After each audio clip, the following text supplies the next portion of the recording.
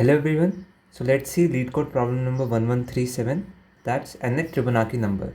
So in this question, what we are given is a series and its first three terms. The first three terms are T0, T1 and T2.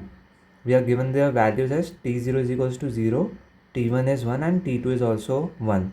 So in the series says that for any number n, Tn, the term nth term is equals to the sum of the number previous to it and the number last second in the series and the last third number in the series. Okay, so this is what we have to use to find the solution. As you can see that as we have this formula or so this is our recursive relation. Okay, so this is our recursive relation.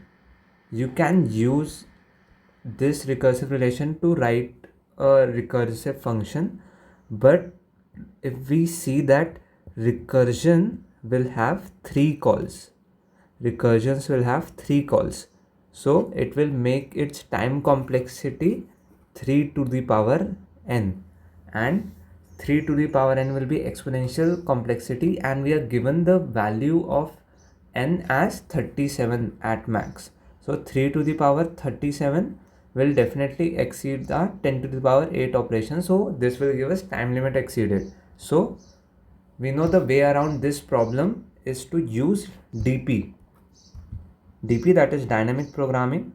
So we will save our results of previous calculations and use them.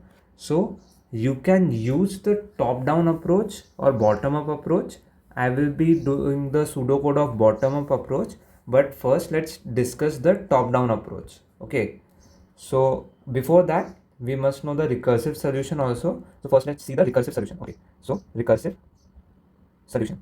So in recursive solution, what we will do is we'll make a function which will be of int type and we will say it is solve. It will take the argument as n. Okay, and another thing to notice here is that we have a single argument in the function that's whose value is gonna change. Okay, so this will be one dimensional DP. Okay, this okay, so now we will move on to the function. So our base case will be if our n is equal to 0, okay, then we have to return 0. If n is equal to 1, we will return 1. If n is equal to 2, we will again return 1.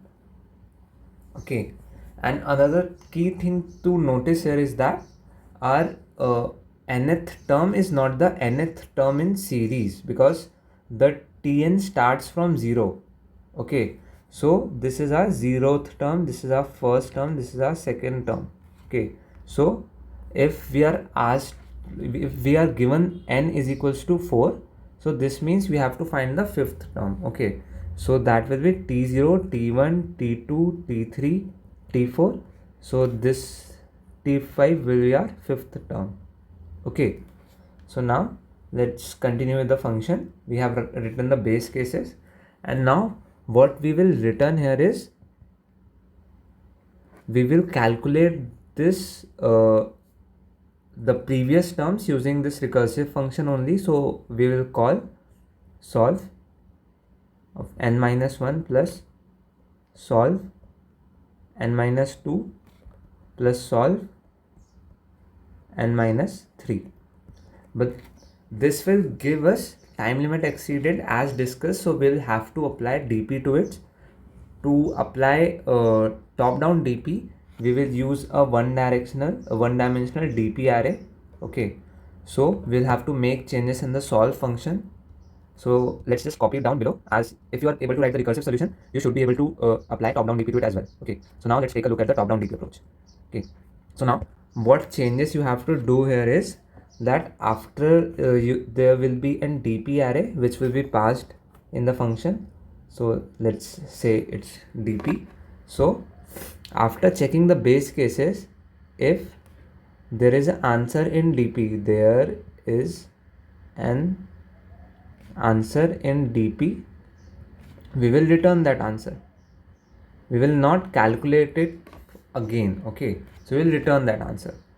Else, if there is no answer in dp for that particular n, so what we will do is we will return the answer, but we will also save the answer in dp of n. So we will save the answer in dp of n. So next time when there is a call again to same n, that will be in our dp array and it will return from here only instead of making these calls. Okay, so now let's move on to the bottom up approach.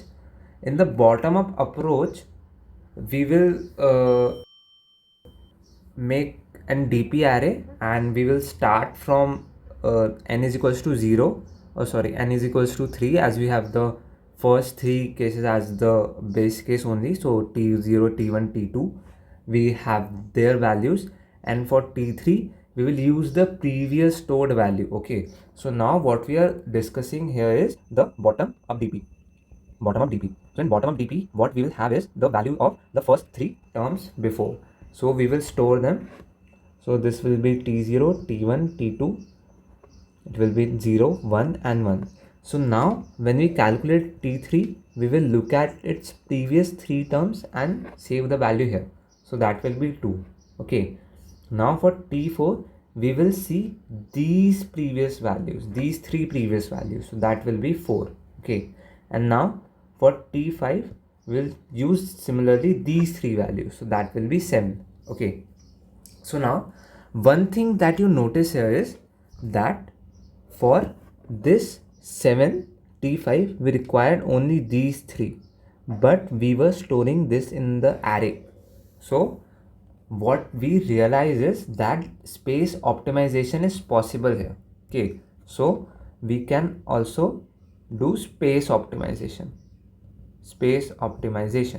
So what we are doing here is, instead of keeping track of all the previous calculated values of n, that is that we are keeping track of t0, t1 up till t5, but for t5 we only require the previous three values, that is t2, t3 and t4. So why not only save these three values for every n?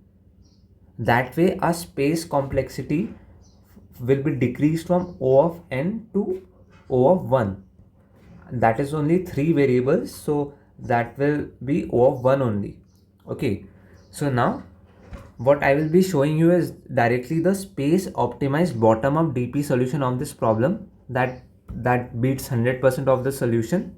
Okay, so let's move on to that solution. Let's say that we are given here n is equals to 5. Okay, so that is we have to calculate the value of t5.